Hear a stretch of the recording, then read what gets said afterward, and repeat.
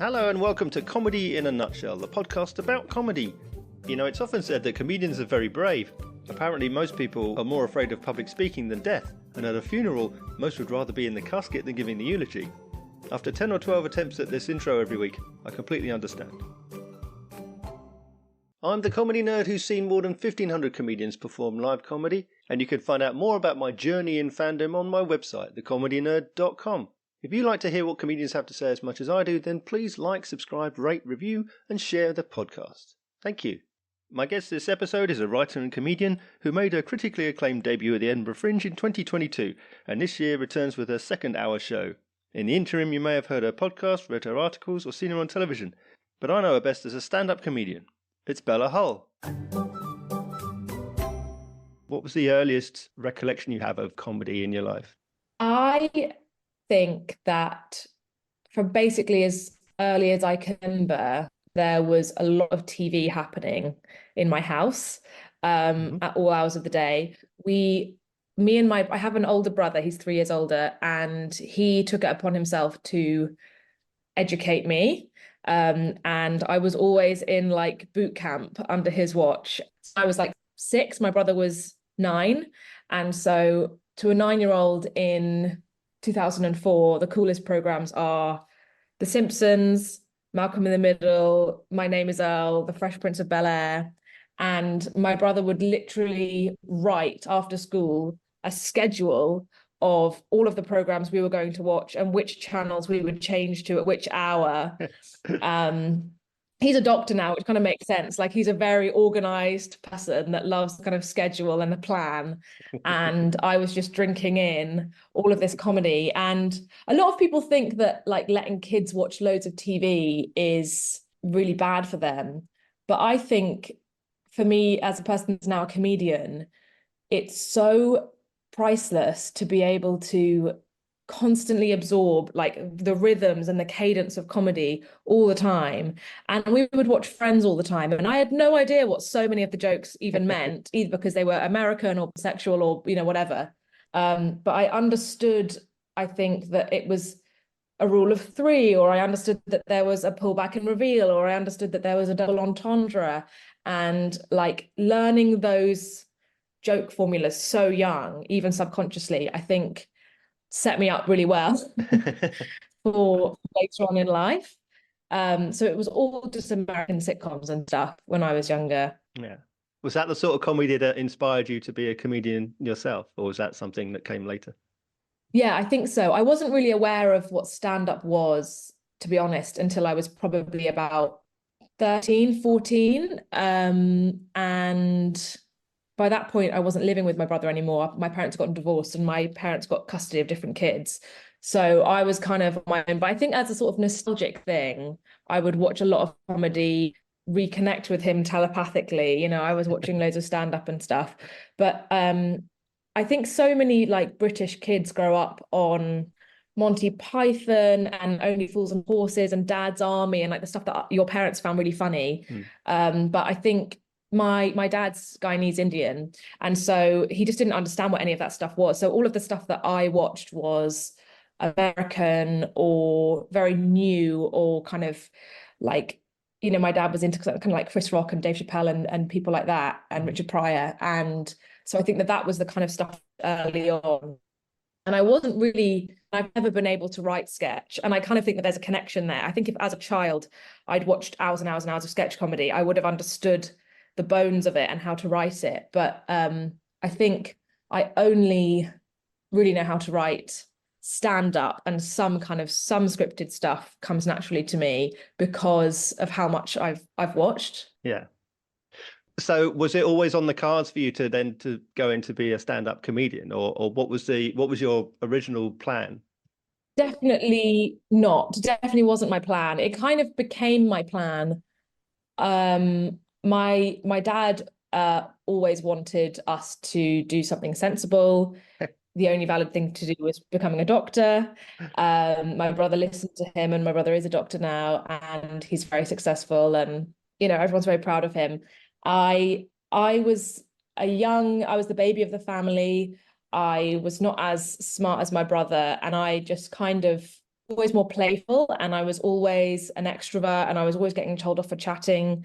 And I think this is like going really, this kind of like therapy, but after my parents got divorced, I became such a class clown as a way to sort of um, defect, as a sort of defense mechanism. Because for a year I had to live with my granny, as my parents were getting divorced, and I was living like 70 miles away from my school and commuting every morning. And so everyone in year 7 was like going on play dates and stuff, but I couldn't go on any of the play dates because it took me until like 7 p.m. to get home anyway. So I just had to be the funniest girl in the class. And also I was chubby and I was half Indian. I felt like really weird. I had a unibrow, like everything was wrong. I felt like I just looked wrong and I felt wrong. And I think being able to be funny was like this armor that prevented anyone from seeing me as vulnerable. But I think so many people say that, being a class clown is very different to being a comedian, and that so many people that are class clowns and can make their mates laugh can't become comedians. It's a very different thing. And I actually don't think it's that different a thing, really. I think that if you can make people that you hardly know at school laugh, or your friends laugh, there's a similar energy that you can bring to a gig that actually is sort of the same thing. Yeah. And obviously comedy is an art form, not it's not the same as socializing, but I think that basically the seedlings of that defense mechanism, I suddenly then realized, oh, people do this as a job, and I want to do this as a job, and I also want to have a job that really pisses off my parents. And so when I was 17, I just started going to open mics, and I kind of never looked back. And sometimes I'm going to a gig and I'm like, you arrive at, I do all sorts of gigs. I do like really nice big clubs and stuff, but I also just say yes to doing like gigs in random towns in suburbs. And I turn up and 8 people bought a ticket and half of them are dead and half of them haven't showed up. And I think, oh my God, why did you train it? But I think overall it's been worth it for me. Yeah. So that's interesting where you say it was kind of like a go-to defense mechanism. Obviously, if being funny and being a comedian, two different things, obviously we know this, but if your go-to default setting is be funny, that's kind of be funny in the classroom, be funny on the stage. Yeah, I was a real mess. I was late to everything. I was really out of control. I mean, I now know that that's kind of ADHD, but at the time I was just like I was just this tornado of a person. And I think being able to be funny added this kind of charm to the otherwise totally disastrous mess that I felt like I was as a human being. So yeah, it's totally a defense mechanism. Yeah. Was there a specific catalyst that sort of got you onto the stage? Because you've talked a little bit about, again, the defense mechanism, plus his inspirations, watching all this comedy. Was there something specific that you said, I'm going to go for it, I'm going to do this now? Yes, there was. I've never actually verbalized this before because they're now a friend of mine, so it feels really embarrassing to say. But I read an interview when I was like 16 of Phil Wang, and he said he started comedy at 17 and he did a couple gigs before he went to uni. And I just thought comedy before you can legally drink alcohol is the coolest thing I could possibly think of doing. And so because of that interview, I made myself go to loads of open mics before I was 18 so that so in my head, I could say when I was 30 that I started doing comedy at 17. And that to me just sounded so fucking rock and roll.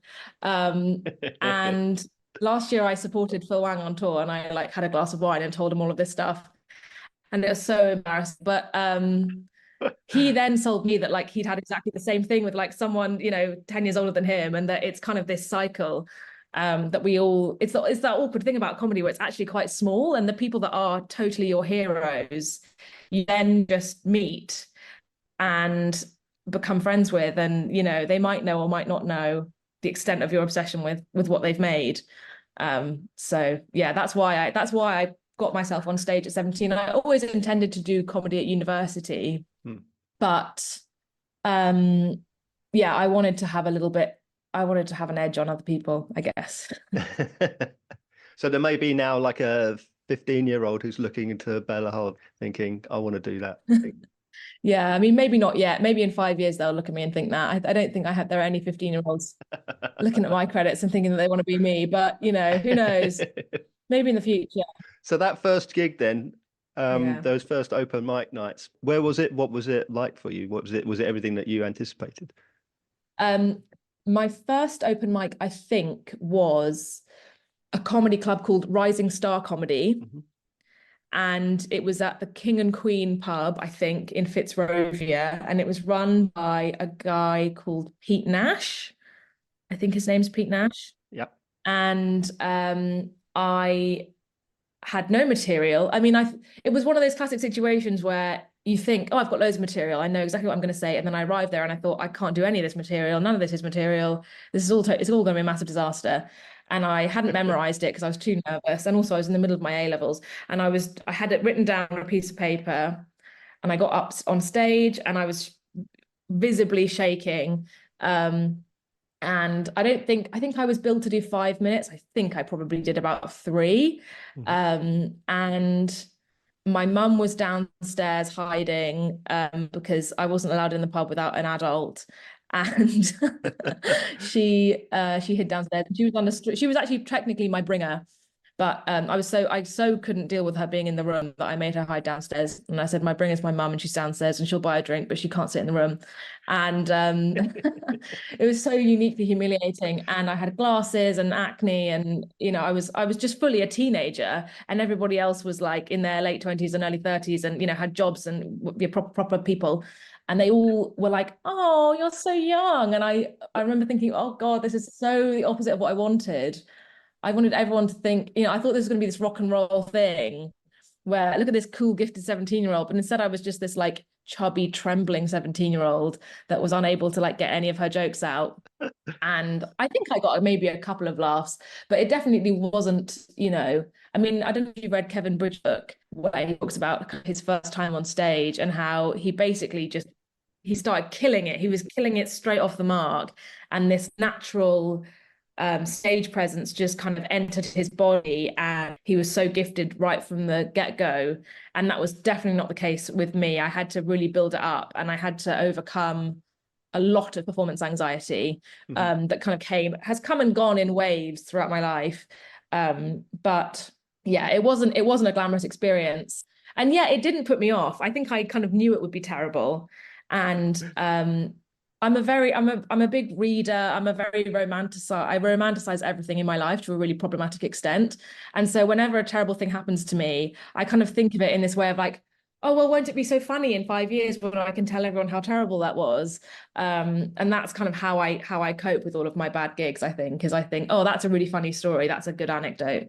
So I think I did that with my first gig and then just carried on. Yeah. Well, everyone wants to hear the war stories. No one wants to hear the time you were carried out of the room on everyone's shoulders. Exactly. Yeah. Yeah. Yeah, I was very naive. I kind of thought, I also think I'd read a lot of comedian autobiographies of people that were like once in a generation gifted, where they just said, oh, by 3 gigs, I was flying. Like, I think Russell Howard, he entered So You Think You're Funny on his like second or third ever gig and won it. And my fourth ever gig was a So You Think You're Funny Heat, and I did not hear back. It was not good. And I remember Hills Yargo. Mhm. That was the first time I met her, and she said to me, look, how old are you? And I said, I'm 17. She said, okay, you should do comedy 15 more times. If you don't get much better, you should stop. Wow. And I kind of, it was that kind of tough love. And I thought, well, you know what? I kind of think she's right, because if you don't get better, what's the point? You can't just spend your whole life trying to make a dream work if it's not working. It has to start working at some point. Yeah. It was probably a few more than 15 gigs though that I became good. But yeah. What you said earlier on about wanting to do something that would piss off your parents, do you have this kind of rebellious reactionary spirit? Because then if Hills is saying, if you don't get better soon, quit, did you sort of think, well, I'll show you? Yeah, definitely. I think I've always had that. I've always had a resistance to authority. I always wanted to outwit my teachers. I always kind of felt like you can't tell me what to do. I mean, I'm really grateful to be able to kind of basically do this full time now, because I had an office job straight out of uni, and it was a really nice job actually. And like a lot of the people were really nice there, but I just couldn't cope with being my whole day being about doing stuff for other people. Yeah. And I know that sounds so disgusting and it sounds so selfish and awful. And but like not having any time to be in charge of myself and not having any autonomy or any independence or any choice about what I did with my day, I found that to be the most crushingly painful experience. And so I think in a way, while the instability of comedy is excruciating sometimes, it's for me far preferable to like feeling like a cog in a machine where I have to just like do what other people tell me. Yeah, I think I've always had that an issue with authority. So having decided to be a comedian and having made your start, did you have a particular style? Did you have an influence that you, when you went in thinking, this is the kind of comedian that I want to be, or did you sort of feel your way in the dark? I totally felt my way in the dark. I didn't really have any I loved so many people that I think my initial few years of being a comedian, um, I would become in different phases so totalizingly obsessed with one person and listen to every single thing that they'd ever done, like Maria Bamford or John Mulaney or Mike Birbiglia or Ali Wong. And then 2 weeks later, I'd be completely obsessed with somebody else, like Paul Foot. Paul Foot was one of my major heroes. And I think that definitely for the first few years of my stand-up, it was just this, like I was trying to, in one joke, I was trying to do it in the style of Mulaney. In another joke, I was trying to do it in the style of Phil Wang. In another joke, I was trying to do, I was basically copying other people as a way to disguise the fact that I hadn't found my own voice.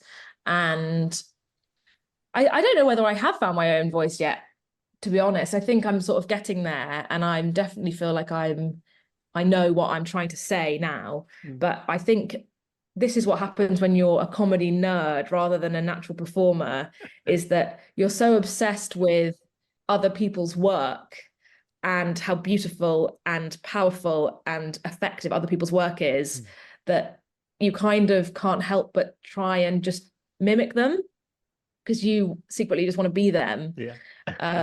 And it's so much easier to do that and get a laugh from slightly sounding a bit like Mike Birbiglia than it is to do the hard work of like soul searching to find out what it actually is that you want to say. Yeah. But I think I'm kind of getting close to that now, but it's taken a while. And it also takes, I think, distance from the things that have happened to you and the person that you were as a child, sort of realize what it is you want to say about your childhood or whatever. Yeah. And obviously when I was 17, I hadn't processed my life enough to kind of write about it in a way that was interesting, I don't think.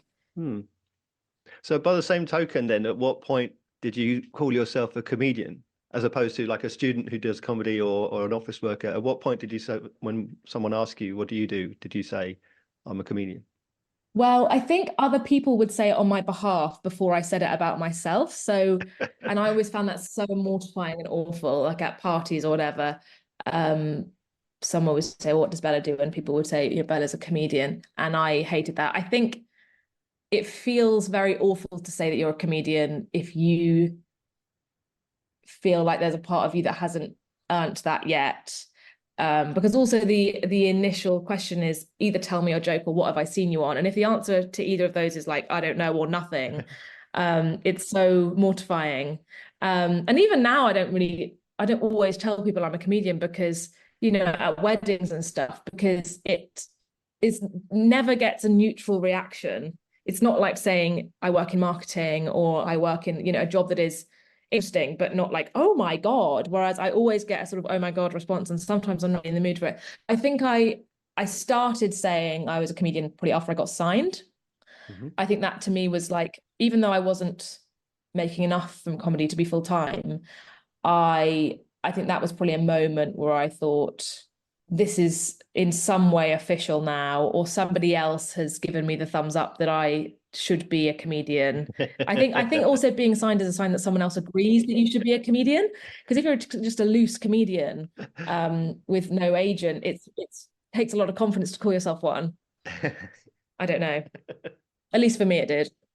But also, you're a writer, you're a columnist.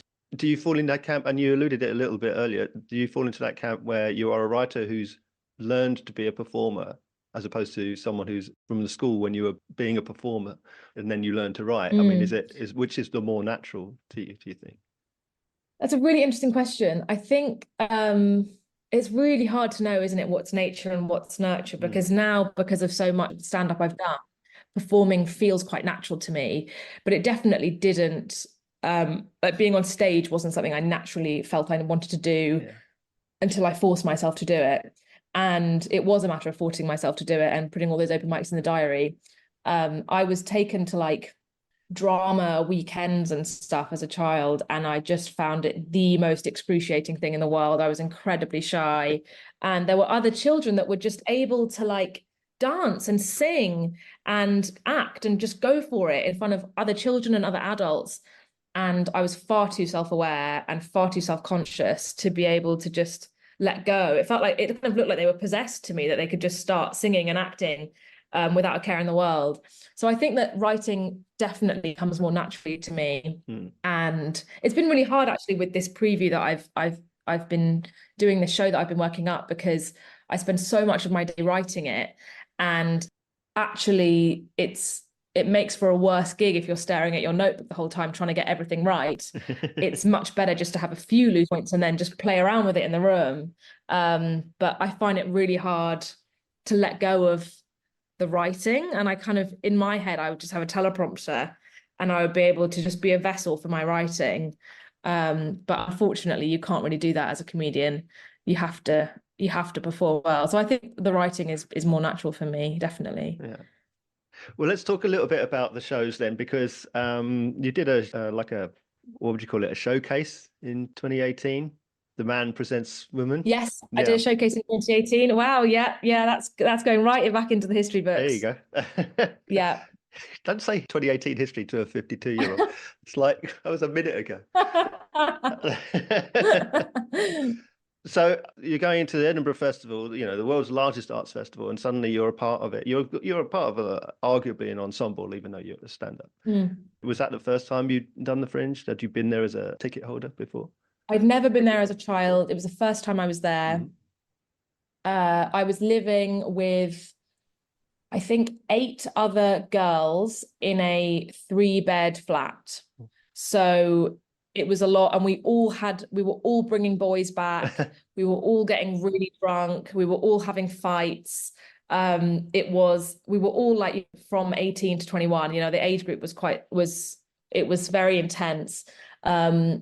But it was wonderful. And I saw so many shows, and I didn't actually meet that many people, I don't think, because I think when you're at uni, you don't really socialize with adults in the normal way. You don't go to the bars and stuff in Edinburgh that you do go to if you're a kind of older stand-up.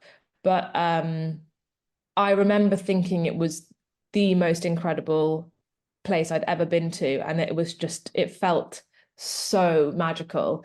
And finally, I think I'd felt probably alone in my passion for it. And I felt like I'd never met anyone. Everyone had an opinion on comedy and what the best comedy was and blah, blah, blah. But nobody was like a freak about it in the same way that I was. And suddenly I was going to all of these shows. I was going to like 4 or 5 shows a day. I was seeing everything.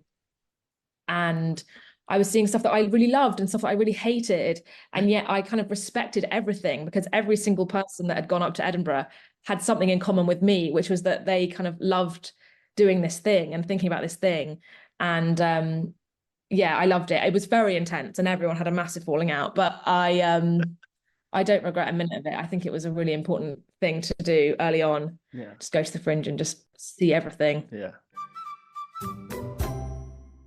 Well, before you got as far as your own debut in 2022, Mm. obviously we had pandemic scenario. So being, a fledgling comic, really, only a couple of years under your belt, Yeah. then suddenly the opportunity shuts down. So Mm. how did you react to that?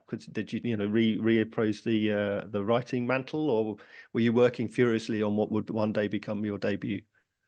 I think I was an open mic comic when COVID happened. Yeah. I had done I'd obviously done like sketch comedy and stuff at uni, but I hadn't really done any much stand-up at uni, to be honest. I'd done maybe 5 or 6 gigs. Yeah. And in London, I moved to London pretty quickly afterwards, and I actually had counted my gigs. When I first started gigging, I would count, oh, this is gig number 21, or I think I'd maybe done, I've got no idea, 50 or so. Hmm. And I'd just been signed. So I was literally on the week before lockdown. So in a way, I kind of felt really relieved about that, because I felt like I had just gotten onto the ladder before the whole world shut down.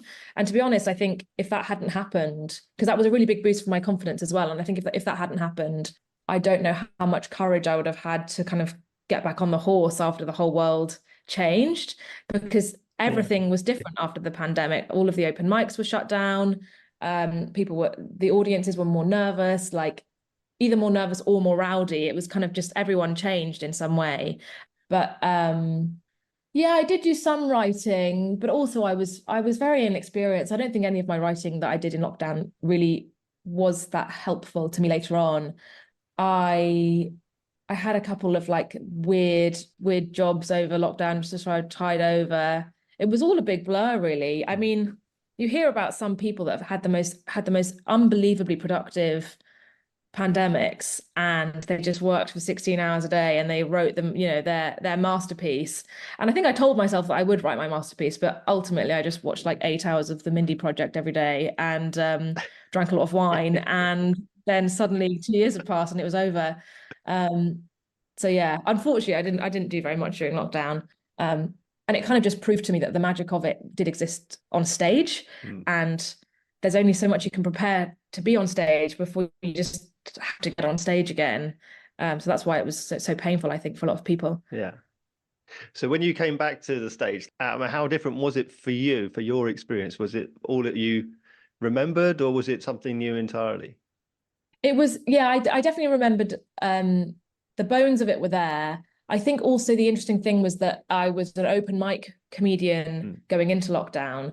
And then when lockdown was lifted, the first gigs I got offered were like paid gigs and support gigs and stuff. And I not only had not gigs for 6 months, but I'd never gigged to that level ever before. So it was a lot of pressure, and I was really nervous. And my second gig back after lockdown was opening for Russell Howard, and I had to take so many beta blockers, and I thought I was going to die. I was so nervous, and I thought this is going to be so humiliating because I've got 5 minutes of open mic comedy material, and it's going to be such a disaster.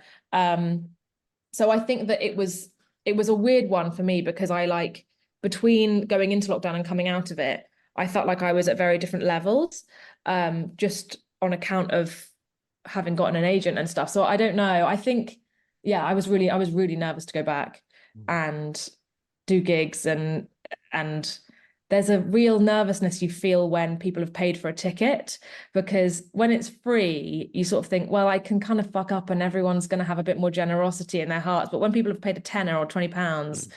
it's quite a lot of money, and you just don't want to disappoint people, or have a bad time. And I definitely really internalized that. Um, so yeah, a lot of pressure. Yeah. But no pressure more than your debut, Yeah. Baby Cakes. Hmm. So for everything that you'd built up from the open mic and for those paid slots and even the supports, Hmm. was there anything that could prepare you for going out and saying, like, this is my first full hour, this is everything I've been No, kind of building nothing towards? prepared me for that. I was incredibly unprepared. I kind of wish I'd done. I always was really sort of like thought it was cheating for people to go up to Edinburgh and do like 45 minutes 5 years in a row, Mm. but they do their debut. Yeah. And I always thought, you know what, I'm just going to go up, I'm just going to do it, because I'm not going to waste any time. I'm just going to do it, and if it's not good enough, then it's fine. And a lot of people thought it wasn't good enough and it wasn't fine. And so I kind of wished inside I'd done more work in progresses. And the Fringe is a very different like thing to an hour in London or an hour anywhere else in the UK, Yeah. or a special. It's its entirely own beast, and there are rules to Fringe shows that I just didn't know really existed. It was total guesswork. Mm. And again, I think I suffered from being so infatuated with so many other acts and thinking, God, if I can just make my show like that show, then I'll have a great show. And I think I did that in my debut, and I lost myself in the show a little bit just from trying to tick so many boxes. And I wanted to have a show that was deep and interesting and meaningful, but I also wanted to have a show that was really silly. I also wanted to have a show that was music, had music cues, and I kind of just, I wanted to do everything, and I spread myself very thin, and I didn't have enough experience. I mean, I got all right reviews in the end, and like it wasn't one of those debuts where like, you know, Bo Burnham, where they just arrive in Fringe and they just take over the world and then they're a superstar from then on. It was more of a boot camp for me and a big learning experience. But I look back on that show and I think it was a really sweet show. I don't know if you saw it in Edinburgh, but it was fine. You know, it was a good try, I think. Yeah. And I was only like 23 at the time, so it's kind of fair enough that it wasn't a masterpiece. Yeah, I mean, I saw it a couple of times as works in progress as well. So I saw you at Top Secret, I think with Josh Weller was doing an hour or something. Yes. Yeah, that rings a bell. But also, like you say, you're trying to do so many things. You're trying to please everybody, and you know, it's one of those things where can you do one thing right or many things poorly? Exactly. And you've got to pick a lane. You've got to pick a lane, yeah. And it's, you know, you talk about these Edinburgh tropes, you know, you've got to have the 40-minute mark, there's the sad bit. And you go, well, no, exactly. you could open with the sad bit if you want to. All you got to do is make your point and be funny. No, in my show that I'm writing, there's no 40-minute mark, and there's no poetic all leading up to one massive crescendo and then it ends. And I kind of feel like that's a bit more me. And suits the kind of person that I am and the kind of story I'm telling. But yeah, I think when you're really inexperienced and you don't have confidence that you can deliver what you want and it will be fine, it's so much easier to think, well, I'm just going to sort of force myself into this jelly mold of what I think it should be. And that's you learn the hard way. You kind of just have to earn your own stripes. Yeah. So what about your new show then? Piggy, what can people who come to see you expect from the show? Piggy is a show about self-control. It's about how I have no self-control, how I'm a very impulsive person. And it kind of takes us, it's kind of a journey through lots of different people, but also like observational bits and stuff. And it's basically leading up to a big kind of event where I realize that I need to change my ways, I suppose. And that's what the show is about. And it's kind of about, you know, it's about how I love art and I love food and I love nice things and nice experiences. And I hate Huel and I hate people that love Huel and I hate meal replacement drinks and anything productive, and I hate offices, and I just think that we should all be free and frolicking around in the meadows. It's kind of about where that kind of utopia leads you if you truly believe in it. So I think it feels like quite a vulnerable show. It's definitely really honest. Yeah, I talk a lot about eating and I talk about sex and I talk about TV and I talk about total fucking slob and where that gets you in life. So it's definitely like, it's the opposite of a show where the person comes on stage and has correct opinions. I've got all the incorrect opinions. But it definitely feels like the closest I've gotten to like a really honest version of myself on stage. And do you set yourself sort of targets going in to like an Edinburgh show, or do you have like long-term objectives? So things like, you know, I want to play this particular venue, or I want to be on a bill with this person, or like for your show, I want to get a 5-star review, I want to get this many people to come. Do you have those kind of targets? Not really. I think for me, I would love obviously all of those things to happen. And I would love for the show to get a good review. But I think what I learned from my debut is that you can't bank on anything. And I've seen so many shows in Edinburgh as well that like I think are so brilliant, and yet they just don't get either the attention that they deserve, or for some reason they're not in the right place at the right time that year and they connect with people.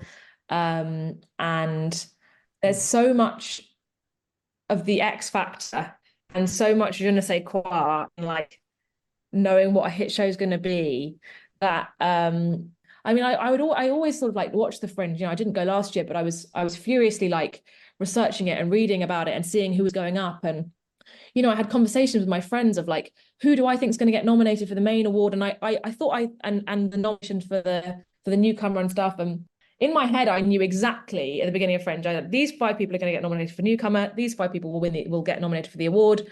And it was none of those people. It was like, you just never know. Like the Fringe is such an unpredictable beast. And I think that that's why it's so amazing, because people that are unknown at the beginning of the festival are massive celebrities by the end of it, at least within Edinburgh. So yeah, you just don't know. I think that's the magic of it. I'm just going to go up and see what happens and hope that people like it and try and, you know, have fun in the room and make people enjoy the show in the room and make it as good as I can before Edinburgh. And try not to go mental when I'm there. And I think that's all I can do, really. You talk a lot about going to see other artists, other performers. Do you see the theatre shows and things like that, or do you go to watch comedy shows? And if so, are you watching them from the mindset of a comedian? Do you have to analyze everything that they're doing, or can you sit back and relax? It really depends, actually. I think I've gone through phases in my life where I've found comedy more difficult to watch or easier to watch. And the truth is, I love comedy and I love laughing and I love going. Like yesterday, I did a preview with Katie Norris, Yes. and her show is so funny. And I think I wanted to watch it from the perspective of a comedian, but it was too funny to watch it and analyze it at the same time.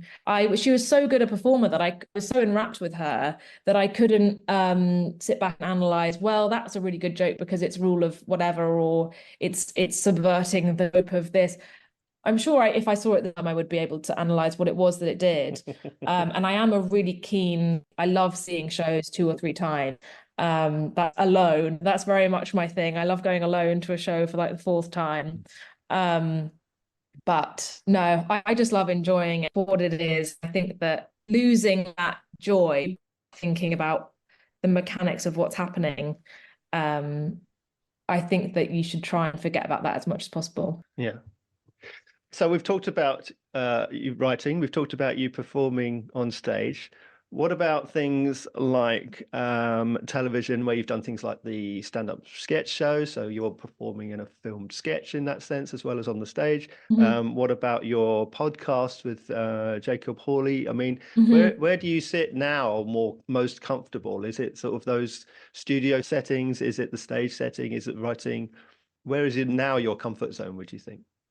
Yeah, I mean, I've done a few little TV gigs and I've found everyone like really nice, and it's always a case that you feel really nervous and then you arrive and everyone's so and reassuring and everything's so sorted out. I've loved doing those film things, and I think I would love to do more. And the sad thing is like the TV of it all is kind of feels sometimes like it's falling away slightly, and there are far fewer things being commissioned now, and there are loads of reasons for that. Um, I think I probably feel at the moment most at home on stage. I've just launched a new podcast with my friend Leah Lamar, which is called Rats of the Round Table, and we're releasing clips of that. And that feels really fun as well. That feels like what it is. But I think in terms of what feels like the work with a capital W, it is the hour. And for a lot of people, it isn't the hour. For a lot of people, it's the clips and the touring and the shows and the promotional stuff. But yeah, for some reason I can't, maybe it's my pretentiousness, or I don't know. I can't get away from just the feeling that a really good hour is what you will look back on and feel is your best work. Um, it feels like an artwork. It's the closest to the closest to what we get as comedians to like what an artwork could be, where it's like a finished thing. And obviously it's never finished, and that's kind of beauty of it. But yeah, I think that the hour format is what feels the most important to me at the moment, I suppose. Yeah. Would you say that so far there's a single lesson that you learned that sort of informs your judgment going forward? John Kearns said a really good thing to me once.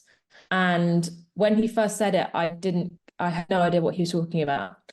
And in the last kind of couple of years, I've understood, which is be in the room, be there, be present, and don't be attached to, don't be so to your notebook and to the idea of what the show is in your head that you can't be present with the audience and be with the audience.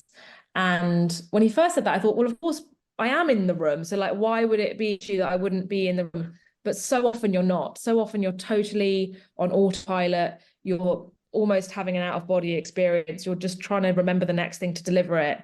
And the best shows I've ever had are when I am so fully with them and the material is there and I'll get through it. But if someone drops a glass, someone heckles, or if there's a strange energy after a particular joke, it's never a mistake to acknowledge that in some way. And as much as I love to just be like one of those heads in a jar in Futurama and just be wheeled onto the stage and just deliver my script from a teleprompter, and then think that that is my dream.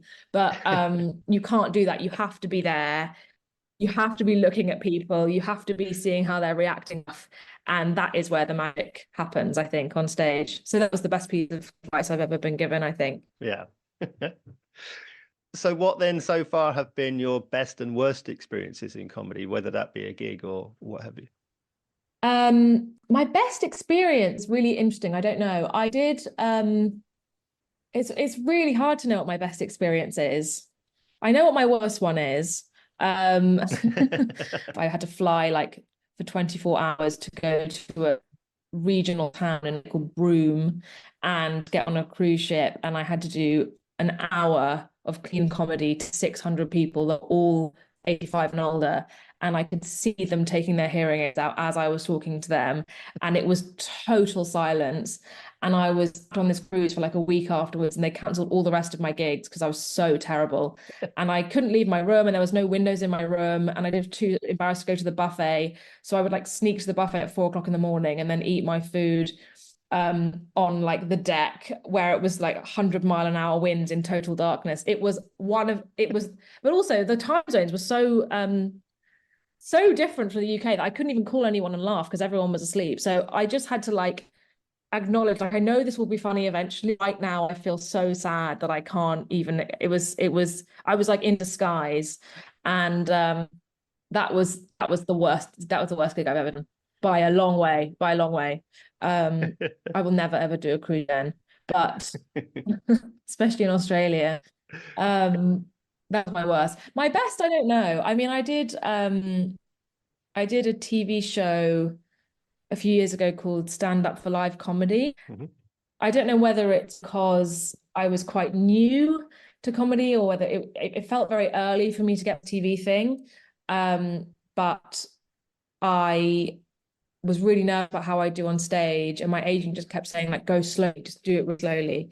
And I went on stage and I did the whole thing really slowly, and I just kept on thinking, oh my God, you haven't forgotten the next bit. You haven't forgotten the next bit. And I was so relieved to have not messed thing up. That was a good experience. That was my first taste of like doing something in comedy that feels proper, and like this is on TV, and back in the days where TV mattered in any way. But like that was my first glimpse of feeling like I achieved something. And I think that probably one of my most magical experiences with comedy. Very different from the cruise. So how can we find out about you and where we can come and see you perform? So I am probably, your best bet is Instagram. That's where I put all of my gigs. I am at Bella Hull, or just type in Bella Hull and you'll find me. And I post all of my gigs there. I'm doing loads of previews throughout July. And then I'm at Edinburgh. So I'm going to the Fringe. I'll be in the Pleasance Courtyard, Bunker 3 at 9:45 p.m. And yeah, my show's every day other than the 14th. And who knows, maybe, I mean, hopefully I'll do a couple, it won't be the end at the end of Edinburgh. I'd love to sort of do it a couple more times after that, maybe. But none of those plans are concrete yet. So yeah, just keep an eye out for me there. I'm on Twitter. Yeah, TikTok, all of it. So then my last question is always the same. Bella, how would you sum up comedy in a nutshell? How would I sum up comedy in a nutshell? Oh, really hard. What have other people said? Oh, sometimes it's a word, sometimes it's a very long story.